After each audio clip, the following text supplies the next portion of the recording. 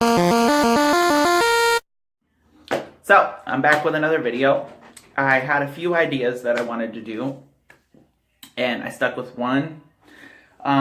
It's going to be the 10 tips of a witch, and they're going to be my 10 tips of what you should think about when you come into the craft, or if you're already in the craft and stuff like that, and you're thinking of things to do, or what you should be doing, and stuff like that. So, I'm just going to start. So, number one I have is record your experiences. I think it's a great idea to record things. You don't have to record everything, like some people say, but it's a good idea to record like your spell experiences, your ritual experiences, sometimes like dreams. If you're into recording dreams, sometimes you can get stuff out of that. Recording divination, like runes, tarot, I Ching, stuff like that. But that is a big thing and stuff like that, and you don't necessarily have to put everything in your Book of Shadows. You don't have to necessarily put everything in your grimoire. I like to keep a notebook right by, like, on my altar for specific things. If I want to jot something down, I'll jot something down. Sometimes it's just random notes. Sometimes it's things that I just want to jot down for the time being so I know what I'm doing in the middle of things. It's nice to keep something, like, written down, like, especially with spells and stuff like that. If it's a simple spell that you know you can remember, you know, that's different. Like, say a little prayer and say a little, like, chant or something like that while you light a candle. That's a little easier to remember. But sometimes if it's a ritual or a spell, you'll want to write that down beforehand. You'll want to write down what happened afterwards or a few days afterwards, something like that. However long the time span's supposed to be. That's a great idea. You don't always have to do that. It all depends on your practice. I like to do that, though. Okay, so number two, a Book of Shadows doesn't have to look perfect. It just has to hold what you need. Now, not everybody keeps a Book of Shadows either. Sometimes it's like more of a grimoire or something like that that you share. I personally have a Book of Shadows. I don't share everything out of it because a lot of it's personal stuff that has to do with my craft. And I have a grimoire specifically set aside for correspondences that I can look at so I can, like, make a little chart myself. Just look over things in the past that I've done. A lot of the notes that I find interesting, things from other witches, things from, like, on the internet. If I find a cool tip that I want to write down, I'll write in that book. Now, I can actually show you those books right now.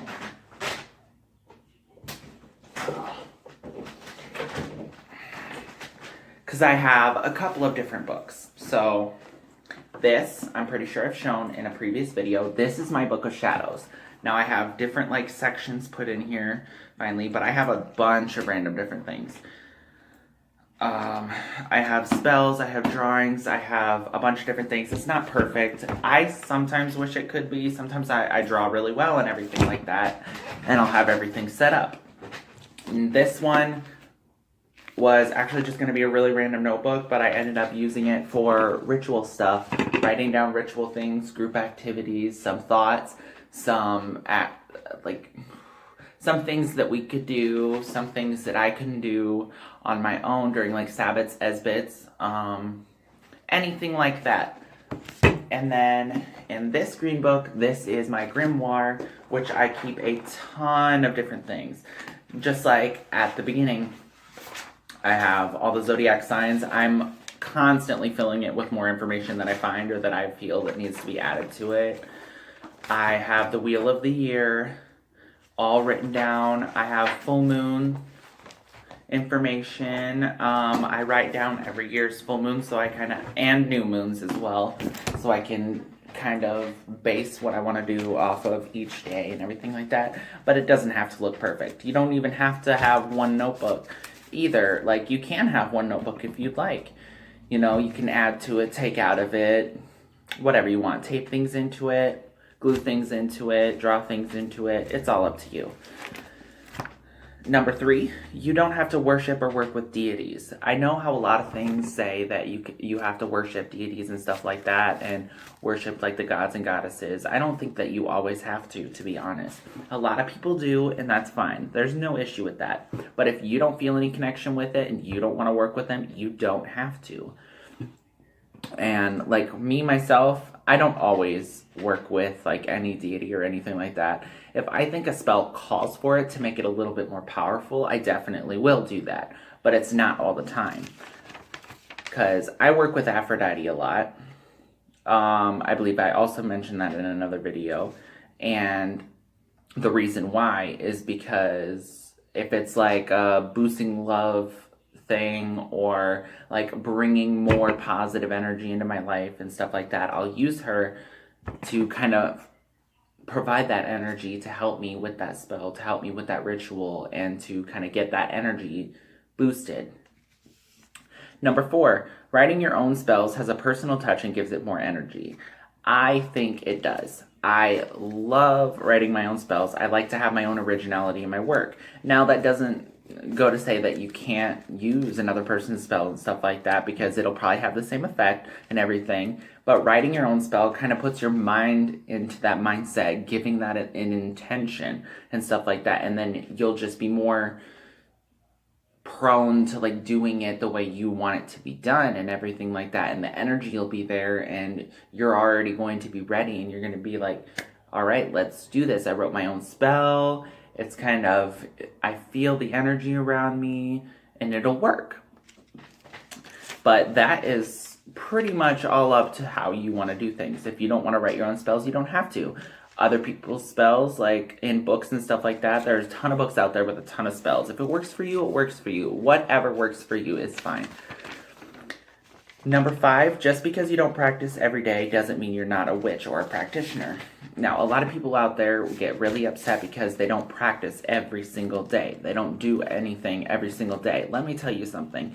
There's been a couple months where I'd go without doing anything because sometimes you need to take that break. Sometimes you need to re-energize yourself. Sometimes you need to be able to feel something with it.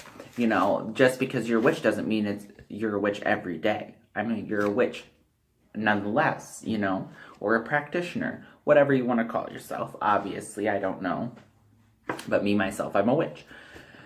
And there's like tons of things that you can do, but sometimes you just don't feel it that day. You don't have to do anything. So you just got to re-energize yourself, you know, cleanse yourself. If I did something every single day, I would be worn out. I mean, I'm sure there are a ton of people out there that'll tell you that too, because spells will drain you of energy. Rituals will drain you of energy. Like, if you're sitting there meditating every single day, I mean, that would drain me of energy because I just don't have the focus, I guess. But that's just me. Number 6 I have written down, your craft is your craft only. You know, you can share thoughts with everybody. I love that. I love being able to share with everybody some of my practices that I do, some of the things that I believe in, some of the things that I like to like learn and stuff like that. But my craft is my craft. It's original.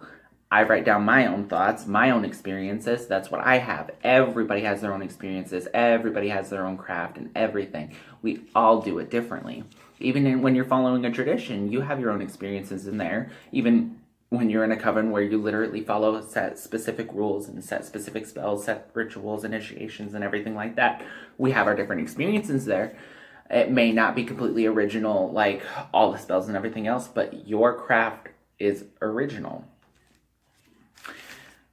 Number 7, being a witch isn't always aesthetically pleasing. It doesn't always look as great as you would think it would. Sometimes it looks amazing and stuff like that, you know, snap a picture, you know, oh my gosh, this candle looks amazing, and this lighting, everything looks amazing. It's not always like that. And sometimes things don't work, but it doesn't mean you should give up. You know, experiences make kind of the highlight of being in the craft and being a practitioner. Like if you cast a spell today and say that doesn't work, that doesn't mean that you should stop and give up. That just means you need to tweak a little bit. You need to work with it a little bit and work towards a better intention. You know, maybe your intention wasn't clear enough. Maybe you didn't use the right tool. Maybe you didn't use the right object. Maybe you didn't write something out right. It all depends on that. But that doesn't mean that you need to give up, you know?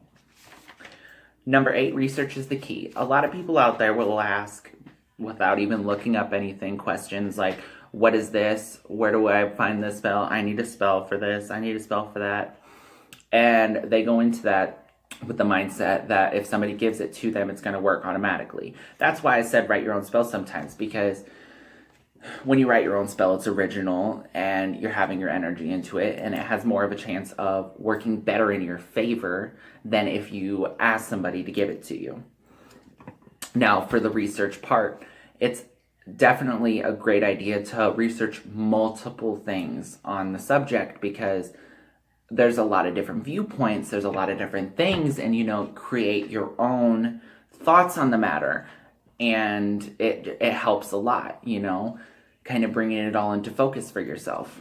And number 9, don't know where to start. What are you interested in? If you find something interesting, what drew you into the craft? What drew you to become a practitioner? Find that subject, start right there. See what out of there draws your interest. Just like when I completely started, I started with the 4 elements and stuff like that. I kind of looked into that, ended up looking at the zodiac signs. That was the first thing I started with. And then I went to runes because I saw this book. It was really interesting. I love symbols. I love sigils. I love researching that kind of thing. And that kind of is what branched out so much into this craft for me, and to be practicing for almost over 3 years. I know that doesn't seem like a lot, I guess. I'm still pretty much baby witch, if that's what you want to call it.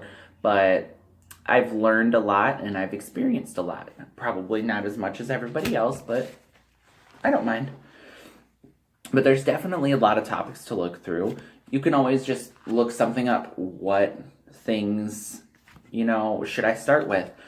Maybe even learning the basics. You can start with the elements, branch off from there. Start with deities if that's what you want to learn. Branch off from there. Full moon stuff, Sabbats, the wheel of the year, everything like there. There's always a starting point. And if it doesn't interest you, move on to another topic. But there's never a dull moment, to be honest. Number 10. It's always nice to be open-minded, especially because we all think so differently. Being a practitioner doesn't mean any one thing. I can be labeled a witch, but I can practice 100 different things if I really wanted to. That's kind of a lot, but you get my point. You can learn so many things in this craft, and just like I explained in number 9, not any one thing defines you. You don't have to start with, say I love rose quartz. You don't have to start with rose quartz and then stick with rose quartz for the whole time. What are you going to be, the rose quartz witch? I mean, you can if you want to, if that's the only thing that interests you or something like that. You don't even need to be called a witch if you don't want to be called a witch. But it all depends on you. That's what this all comes down to, is you. You are your own person, You have to own your craft. It's your craft, nobody else's. We all have a lot of different beliefs, and we all have to, we have to kind of own that. We have to own our own craft. So that's what I have for you today. And if you like this video, if you think somebody would kind of benefit for this video, definitely share it. And make sure you subscribe and leave a like. I definitely like the love from fellow witches and anybody else. Don't matter. But that's all I have for you guys today. Let me know what you guys want to see. I post every Monday, so I'm always open to suggestions for videos. Anyways, thank you guys, and I hope you have a blessed day.